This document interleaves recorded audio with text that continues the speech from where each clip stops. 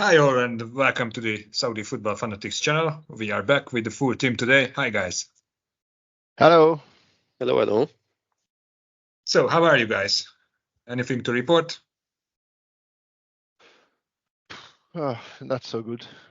After yesterday's result in the Champions League. So how to summarize it? We lost against Al-Ain in a very crucial first leg of this Western Conference semi-final. So we will discuss about probably just very quickly, but that determines my mood now.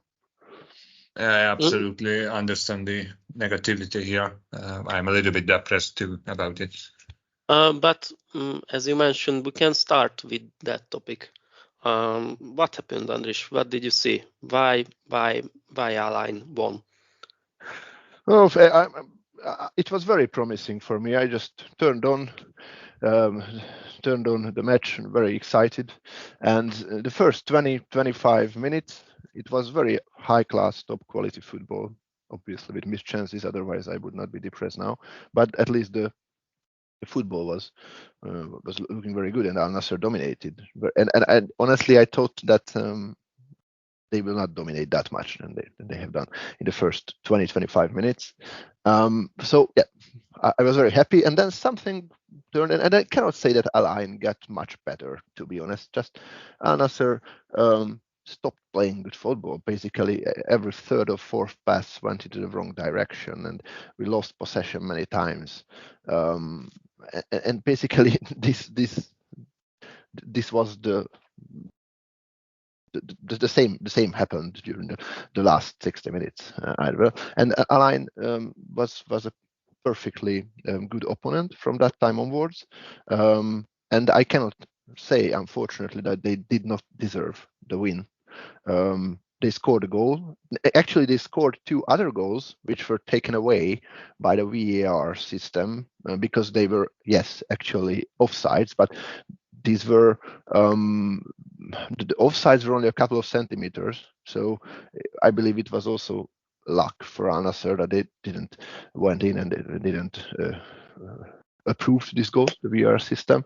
And I was just watching and then okay, Al-Nassr keeps the ball, dominates, but every counter attack of Al-Ain was really deadly. I mean, I did not understand how Al-Nassr defend during this whole match, and which is perfectly reflected in their goals conceded, and the number of goals conceded in the RSL as well, which is 3 times the amount that Al-Hilal conceded, for example. So there are serious problems with the defensive line. And one other comment there is that I also don't believe that Al-Nassr utilizes well the 6 foreign player spots that is allowed for them in the AFC Champions League. And I'm taking specifically about Ospina, who played during the match, and I don't want to blame him. The goal which Al-Nassr conceded was not because of him or something like that, but we could have played Abdullah instead of Ospina and grant that one surplus spot to, for example, player like Talisca, or if not Talisca, then Brozovic or Teles to strengthen our defensive line, but did not happen. And after all, to summarize, I have to say that Al-Ain win deservedly, even if Laporte's red card in the last minute was very debatable and questionable in my opinion, but that was not the reason why Al-Nassr lost. Yeah, and what you mentioned, Andris, that is exactly what Al-Hilal is doing currently. Because at the time of our recording, we just see now the starting 11s for the Al-Hilal versus Al-Ittihad match. And as I see, Bono is not in the squad of Al-Hilal, so they use their 6 non-domestic players on the field and not in the goal itself. Maybe that's what Al-Nassr should have done as well. And yeah.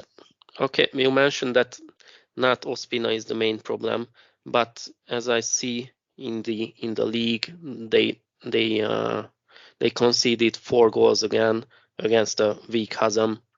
mainly on the basis of weak shots with your favorite statistical point, the expected goal scoring indicator. Yeah, but that was not Ospina who was being the goalkeeper at that match. Okay, then it was a failure again from my side just like last week with Cote d'Ivoire.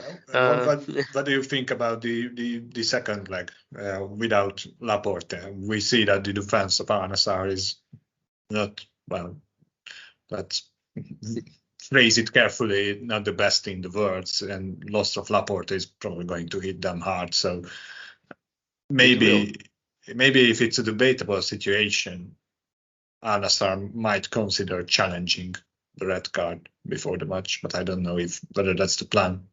Probably not. Yeah, so that's why I mentioned that Laporte received a crucial red card in the injury time, so in the last minutes of the first leg, and I don't believe that was the reason why we could not score or equalize in the last minute. So that was, but it could heavily influence how this this fixture and this Western semi-final looks after the end of the second leg, because it will be crucial now not to receive a single goal on home ground, and not receiving a single goal on either home ground or away ground is, unfortunately, I have to tell that it's not the strong suit of Al-Nassr in this season. They receive lots of goals, and I am very afraid that obviously the absence of Laporte will not increase the chances to turn this trend around, but on the opposite. So I'm afraid that we will receive one goal and then we will need to, I don't know, score 3 times, which is possible, but we have to put together our defense now, and it's very we have chances to move forward to the final, but now I believe it's very close and very equal with Al-Ain. So it's a very unfortunate situation, and I emphasize again, it was not a deserved red card in my opinion. At a maximum, it had to be a yellow card at a maximum. Yeah, but do not forget that Al-Nassr has Mr. Champions League, so that's their main chance, I think. Just a reminder that how many times Cristiano changed the course of these kind of fixtures in the past, also in Real Madrid and in Juventus as well. So he can do it here, I think. Yes, there are those iconic matches of the king of football, like against Wolfsburg or Atletico Madrid, etc. Totally. Also, I have to say that he did not play very well in the first leg. He even couldn't score from a very great chance, but obviously that was a very nice save from the Al-Ain goalkeeper. But yes, there is a clutch factor in him, and he can turn these fixtures around at any moment with his class. So yeah, I'm hoping that will happen. Roshan. Saudi League. And if we mentioned the goals of Cristiano and Atletico Madrid, there was an occasion, I think 4 or 5 years ago, during his celebration after he scored 3 goals against Atletico. Let's say when I don't know the true words for that, but I don't know, played with his balls, let's say just this. And he repeated it. Unfriendly gestures. Yeah, unfriendly gestures. And he did it again. So he had to miss the match against Hazem. Yes, it seems that sometimes he has to do that. So yeah, from time to time, yeah. But at that time, at least, that was a reaction to Simeone's reaction. And now it was I don't know, maybe the emotions grabbed him away. It was a bit actually, the news outlet reported that it was, just to put it into perspective, against Al-Shabaab during the derby, which we talked about in our last episode quite extensively, but we missed this important moment. Well, shame on us, but the match was interesting enough so that we could miss talking about it. But as Mark brought it up, let's discuss this topic. So basically, the story was that the Al-Shabaab fans were mocking Ronaldo during the entire match, chanting the name of Lionel Messi, and in the end, as Nassr emerged victorious in the fixture, well, as the news outlet reported, he made some provoking gestures towards the Al-Shabaab fans, and the Saudi Football Federation didn't like it either. And the result of this wrongdoing was a one-match ban and penalty payment towards the league and Al-Shabaab as well. The total amount of the two penalties together were 30,000 riyals. So probably he will manage to pay the money, but the missed match against Al-Hazm was a bigger negative for Al-Nassr, although Al-Nassr was able to score 3 goals. So it's four. Oh, sorry, Four. 4. Yeah. Talisca scored 3. I mean, Talisca was in my mind. So I was about to say that Talisca was a perfect player in the absence of Ronaldo, and maybe it would be hard to say that the absence of Ronaldo was the decisive factor against Al-Hazm, because obviously nothing against Ronaldo, but probably he would have been the last player to defend in the starting 11. So it's not due to the absence of Ronaldo that Al-Nassr failed to collect all 3 points. It's the defense, and it was already mentioned that Hazem scored 4 goals for 1.6 xg, which is again a lot, and it was an important point. It could be an important point for Al-Hazm, and we can also say I believe that this was this lost 2 points now finally cost the championship for Al-Nassr, and it seems very impossible now. But let me get back to the topic of these provoking gestures, if I can say this, okay. Because I'm curious of your opinion whether the punishment of Ronaldo is fair, or what do you think about this? Because obviously, probably our listeners already know that we are from Hungary, and the Hungarian national team was punished on a lot of occasions due to the behavior of the fans, or at least that was the allegation against the fans, that they didn't behave well. And we can, however, see in this situation that, yes, maybe we can say that these provoking gestures were not the nicest replies to the Al-Shabaab fans, but as I see this situation, if I understand correctly, the Al-Shabaab fans were not punished. And yeah, but Dula, sorry to interrupt, but as I recall, they were chanting Messi's name mainly, and that was the main problem of Cristiano. To be honest, Messi is now playing in a much weaker league, so Ronaldo could have just laugh on it and walk away.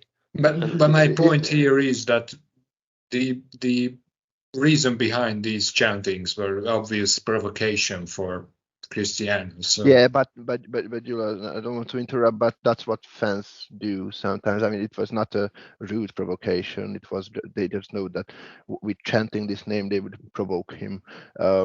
Actually, I believe fans can do that, and Ronaldo, as a star player, maybe the best whoever played this game, he has to endure and has to put himself through that and try to relax himself. I mean, I believe one match ban was a fair decision, because this was not an appropriate gesture. Also, it was nothing very harmful or harsh, so it would not be it would have not been fair to to extend this suspension to 3 or 4 games, for example. But at least something had to be decided like that. So some punishment had to be levied on Ronaldo in that case. And I don't believe that Al-Shabaab or the fans had to be punished for this provocation. They didn't do any extraordinary, I believe. Well, don't get me wrong. I'm not. I understand. I totally agree with you in terms of the evaluation of the Shabab fans, because I share the same idea. And the Hungarian national team, I think, was punished way too many times for no real reasons. So I can fully agree with this perspective that this is the part of football. And if you recall Gary Neville interviews, he expressly says that it's very good to be provoked, which I think is a little bit of a strange reaction from him.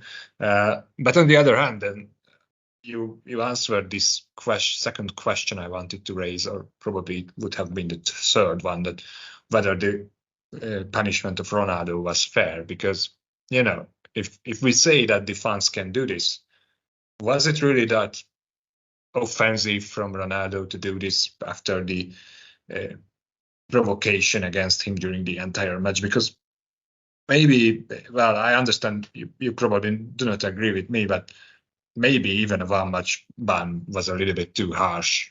I don't know. Mark, what's your opinion? I think this match ban, let's call this this way, could be the only punishment for Ronaldo and Nassr, because if we talk about money, I think it was about 10k or 20k reals for Ronaldo. That's nothing for him, and also nothing for Al-Nassr. If it could have been a much higher amount, but that doesn't matter either. So this was the only chance, I think, to punish them. And yes, 1 match is fair. Originally, it was, I think, 3. That could have been a little bit harsh, but this 1 match ban is fair, and it's okay from my side. I mean, why I like the fact that we're talking about this topic, but I will stop because we have a lot to talk about the league too. But just one more point here is that recently we see that it's not only the Saudi league where issues similar to these are raised because of the Bellingham incident. You probably know more about this than me, but that is also a strange situation that the league, I mean, I don't know, it was the Spanish Federation that the attention of which was raised that Bellingham was saying not too nice things to Greenwood, and there has to be a punishment. But okay, I'm not so sure whether where are the lines. So what are the things a football player can do and cannot? So I believe there is a clear distinction between these two cases, but tell me if I'm incorrect. So the relation of supporters and players to each other is not proportional, and it never will be. So this game is for the supporters, and the football players, highly paid football players, has to endure. And whenever a supporter provokes a player within the lines, because there are other rules for racism, etc., but we are not talking about that now, within the lines, then that's okay. But the football player itself cannot provoke the supporters that much. I mean, he obviously can celebrate the goals in front of the opponent fans, for example, and provoke them that much, and get a yellow card sometimes, and get a yellow card. But for such gesture, they have to know that there might be punishments. And okay, I believe just the last question here, and I will stop. Sorry about being so curious about this provoking gesture situation. But so, as I raised, get a yellow card. What do you think? Wouldn't it have been fair if Ronaldo just gets a yellow card after he does this with the Shabab supporters? Or I just should say it otherwise. If we think about the punishment, it looks as if he got a second yellow card as well. So what do you think? Was it an offense really good for 2 yellow cards, or it was just a 1 yellow card offense? I don't know whether I'm clear with this. To be honest, I don't know the exact answer for this because I have another example. I don't know whether you remember Cavani's celebration some 8 or 10 years ago in PSG when she celebrated like a rifleman, and for that he received his second yellow card. But it was meant to be that he is just a good shooter in the game, and that's what Foden is doing now in the weekends, and nothing is happening. So, Gyula, I don't know the exact answer for that because things are different in separate leagues and for separate players. Yeah, but yeah, that's a very good example, I believe. On the other hand, I can also tell that the gesture that Ronaldo did is probably not really acceptable in any in any leagues either. I mean, it's not sorry about the debatable. provoking questions from me. No. I'm just saying that as a huge fan and admirer of the king of football, I would say that he should stop such reactions, and he should rather concentrate on what he does best. My point is that I would have been able to accept if he gets a yellow card for that, like in the situation Marquez Cavani got one. So, but okay, I probably talked too much about this one and provoked you way too much. Maybe. I don't agree, Gyula. Just one more question, but not about Ronaldo, but Nassr itself. Okay. Because I had a wide guess, I think before Christmas, before the Nassr versus Hilal match, that Nassr will win the treble this year. Now, I'm pretty sure that they won't win the league, but in practice it will mean that they will win it. But anyway, just increase their chances significantly now. Yeah. So they are 9 points behind Al-Hilal. Also, they lost the first leg of the Western semifinals in the Champions League, and there is the King Cup. What do you think? Will they win anything in this year, or not? I believe they will not win the league. That we can say now. Yeah, I don't need to argue that much.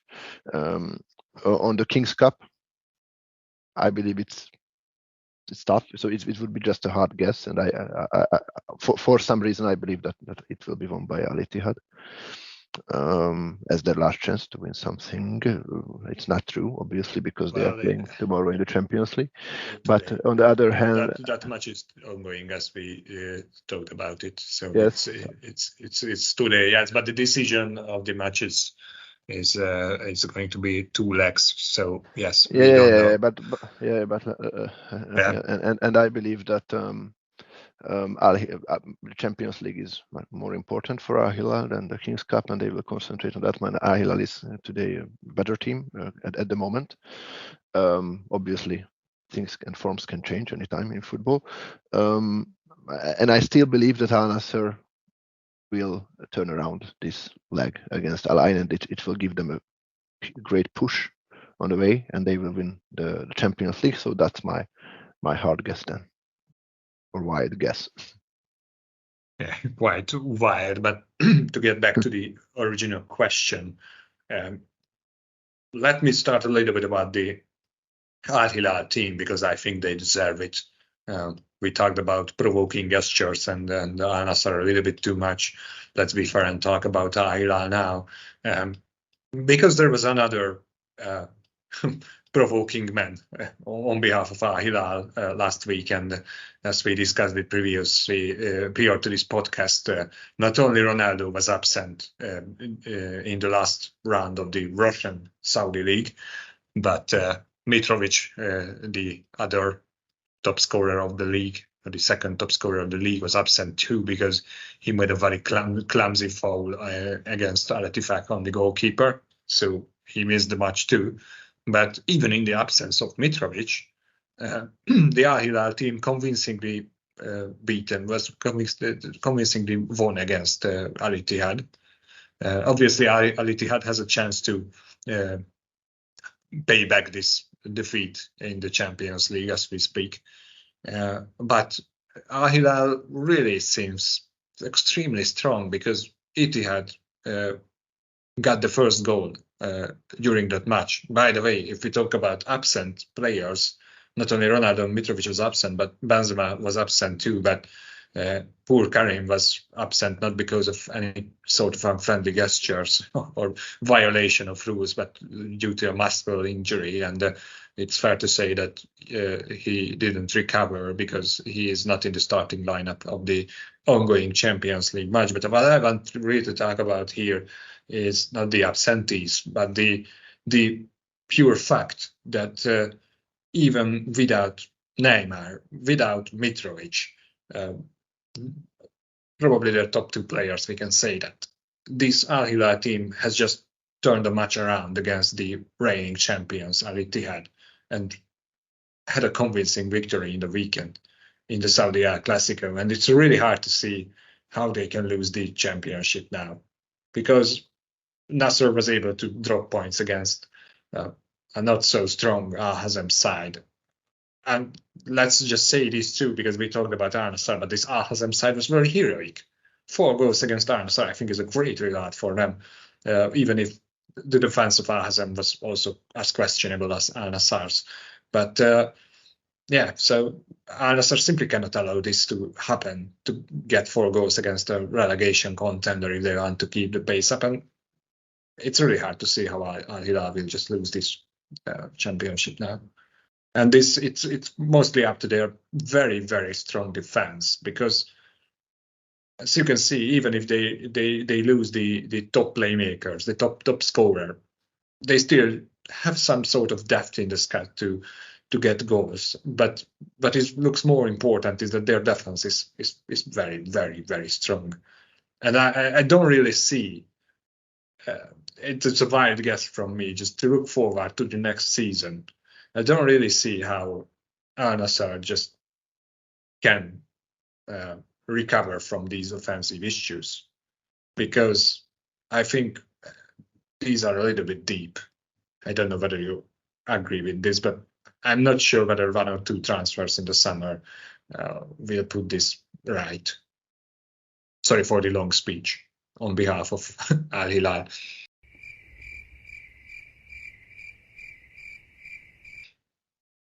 Yeah, I don't have anything to add, I believe, because we praised Al-Hilal and his defense in previous episodes of this podcast well enough, and I believe we are on the same opinion. Also, I would say, but Mark will correct me if I'm wrong, but we don't, none of us believe that this league can be turned around now. No, I agree.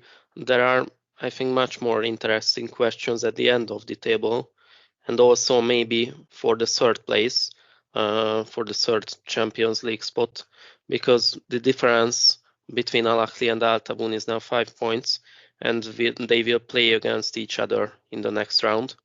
So that can be a decisive matchup, because if Al Ahly will win, then they will have a 7-point lead.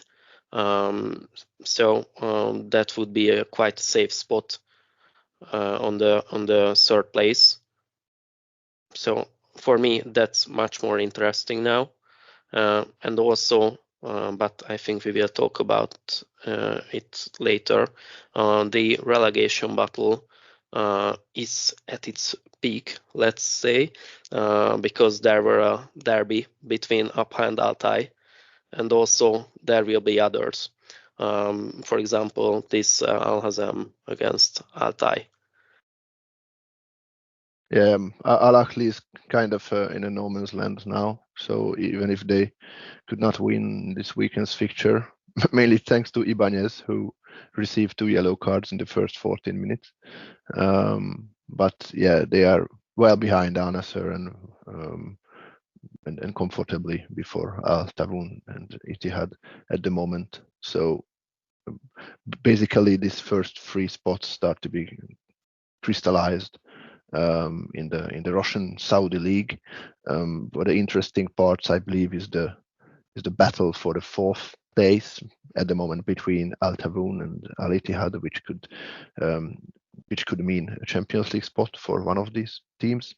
And yes, as you mentioned, the relegation battle, which we should focus in this podcast a bit. And also later we should make a new episode, not regarding the new era of Damag, but the fall of Damag, because from our episode about them, they on a wrong streak. In their last 4 matches, they lost 3 times and also had 1 draw. So they a little bit lost the momentum. Not Enkudu, because he's scoring the goals as expected, but the others are not on their top right now. Yeah,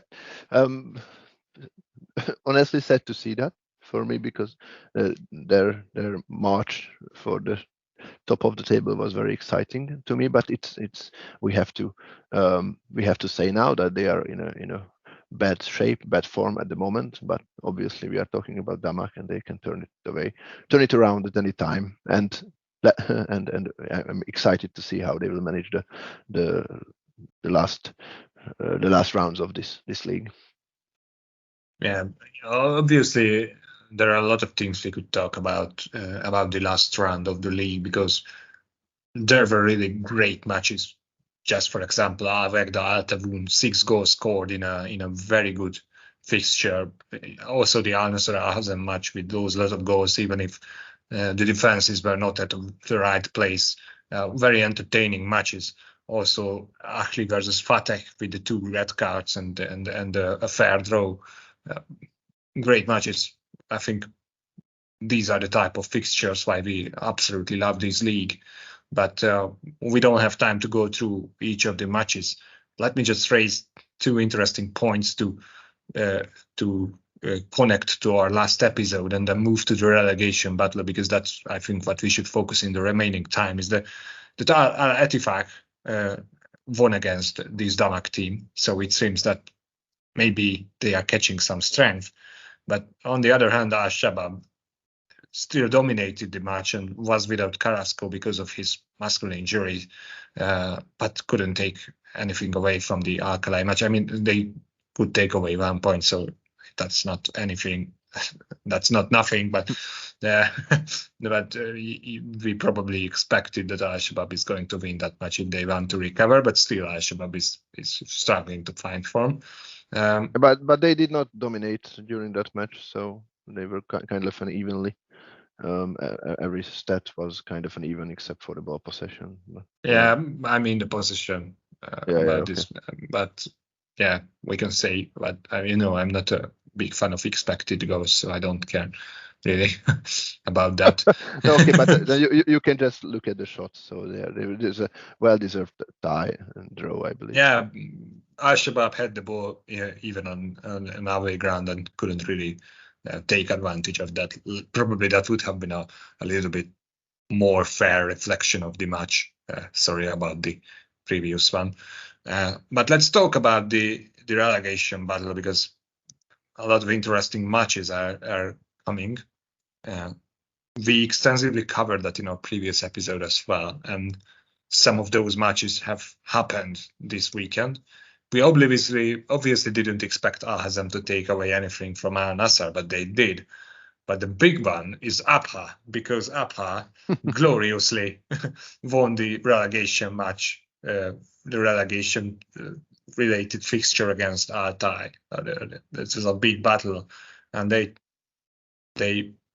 well, let's say I was not really expecting them to be so strong after the defeat against Al-Fayha, where they played almost the entire match with a man advantage.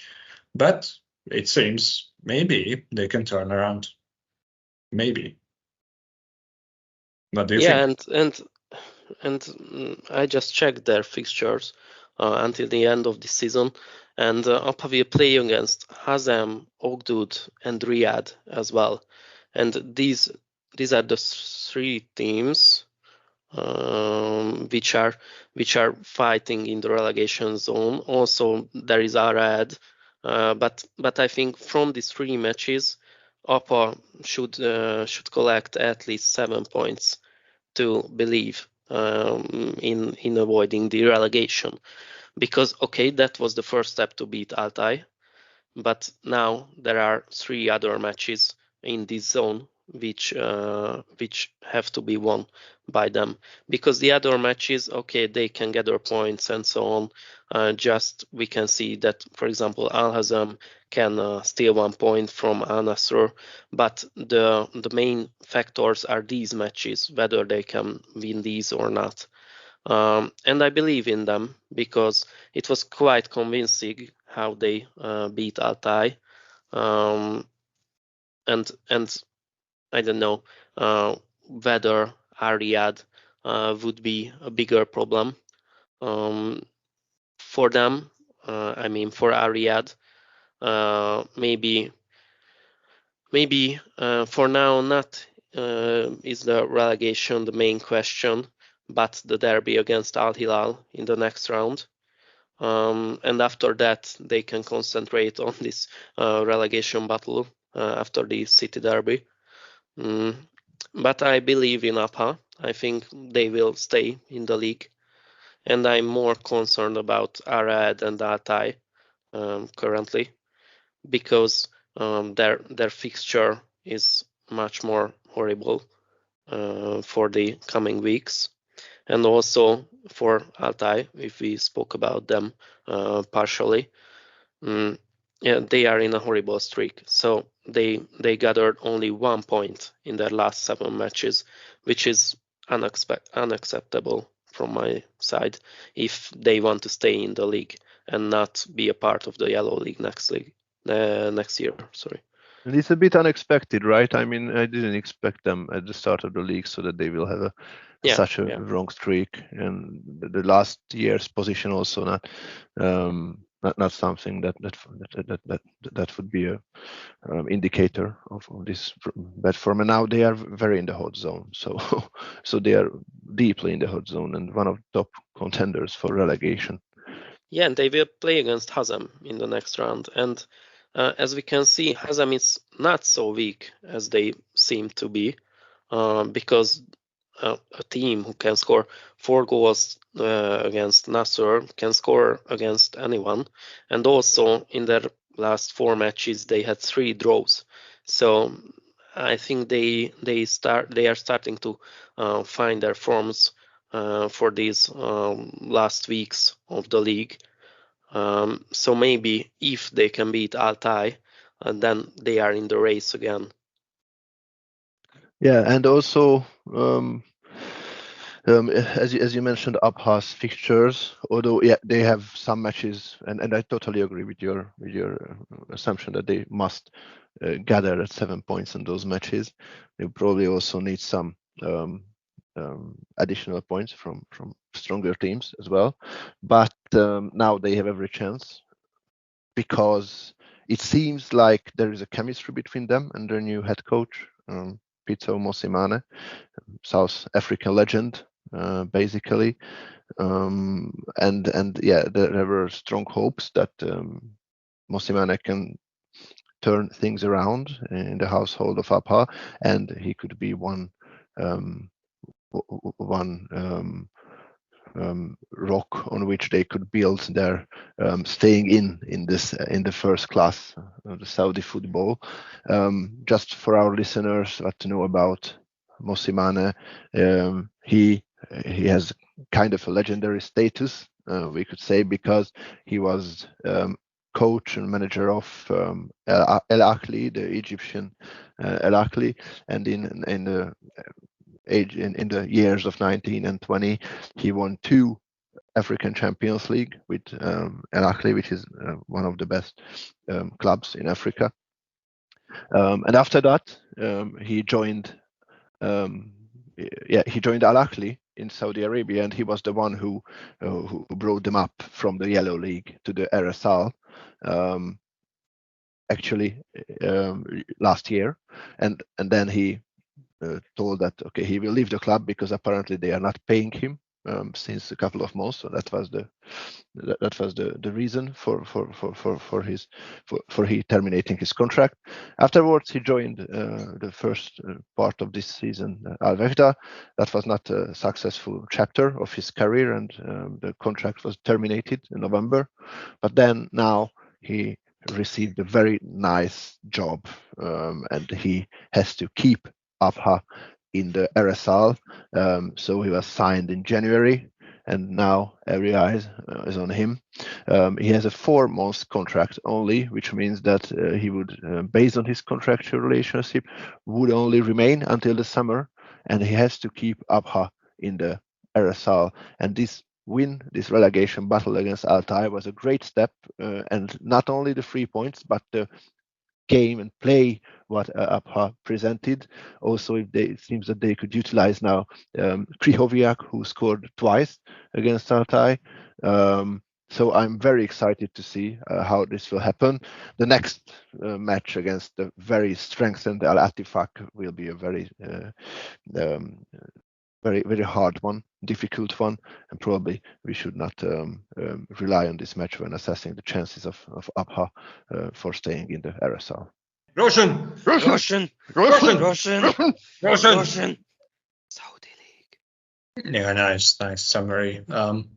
Yeah, good luck to Abha. We obviously would like to see them in the Russian Saudi League next year.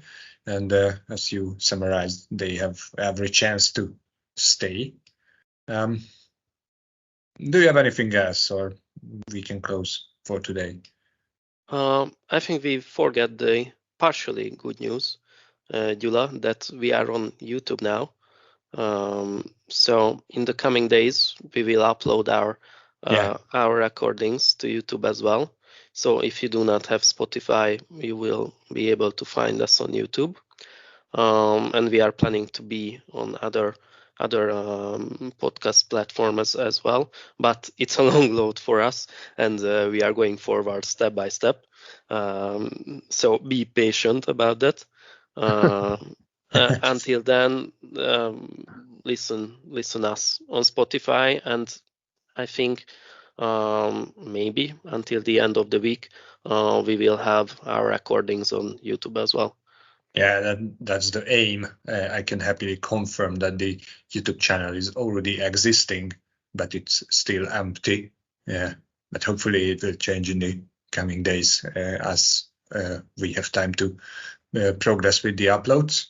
Thank you. This is really an important milestone for us. So we are expanding, and we kindly ask you to keep following us if you enjoy these contents. But yes, a very interesting round was concluded. As we speak, the Al-Hilal Al-Ittihad Champions League match is still ongoing, and it's after the first half an hour, no goals were scored, so it's all square. We advise you to follow that match. We certainly do, because it's a big fixture, a really decisive match for both teams. So keep following the Al-Hilal Al-Ittihad match. Keep following us, please, and we wish you a very nice week, and see you soon. Cheers.